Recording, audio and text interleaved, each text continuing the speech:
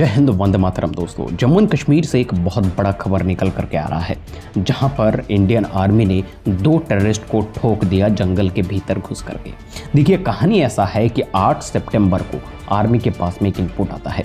उस इनपुट में ये कहा जाता है कि नौशेरा के घने जंगलों में, जो कि लाम सेक्टर में पड़ता है, वहां पर कुछ टेररिस्ट को इन्फिल्ट्रेट करते हुए देखा गया है। खबर मिलते ही शुरू होता है सर्च एंड डिस्ट्रॉय ऑपरेशन। इस वक्त पर मैं आपको जम्मू एंड कश्मीर का जो वेदर है उसका कंडीशन थोड़ा बता देता हूँ। देखिए, अभी मानसून का वक्त चल रहा है, मानसून ज़रा ख़त्म ही हुआ है, लेकिन अभी भी जम्मू एंड कश्मीर में बारिश का मौसम चल रहा है। बरसात का मौसम होने के कारण जो जंगल होता है वो और ज़्यादा घना होता है, डेंस हो जाता है। तो 10 मीटर दूर भी अगर टेररिस्ट खड़ा है तो वहां भी विजिबिलिटी 0 हो जाती है, दिखाई नहीं पड़ता है।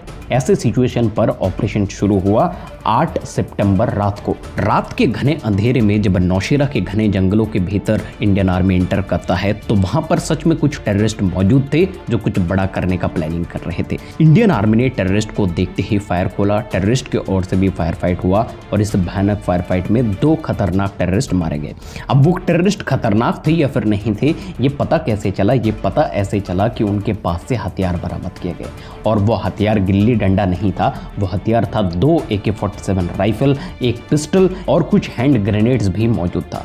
इंडियन आर्मी ने इस ऑपरेशन को सक्सेसफुली कंप्लीट किया और आर्मी की ओर से इस ऑपरेशन का नाम दिया गया ऑपरेशन कांची। अब ये तो हो गया न्यूज़, लेकिन अभी मैं जो स्टेटमेंट देने वाला हूँ वो आज तक का दिए जाने वाला सबसे बड़ा स्टेटमेंट है। वो स्टेटमेंट ये है कि जम्मू एंड कश्मीर में टेररिज्म कभी खत्म होगा ही नहीं। आज 2 आएंगे, कल फिर 2 आएंगे, आज मारेंगे 2, कल फिर 4 आ जाएंगे। और इसके पीछे कारण बड़ा ही सिंपल है कि हमने POK को छोड़ करके रखा हुआ है। जब तक पाकिस्तान ऑक्युपाइड कश्मीर भारत का अभिन्न अंग नहीं बनेगा, तब तक जम्मू एंड कश्मीर में आतंकवादी हमले कम या फिर ख़त्म नहीं होंगे, क्योंकि पाकिस्तान ऑक्युपाइड कश्मीर में ही ये टेररिस्ट पलते हैं, बढ़ते हैं।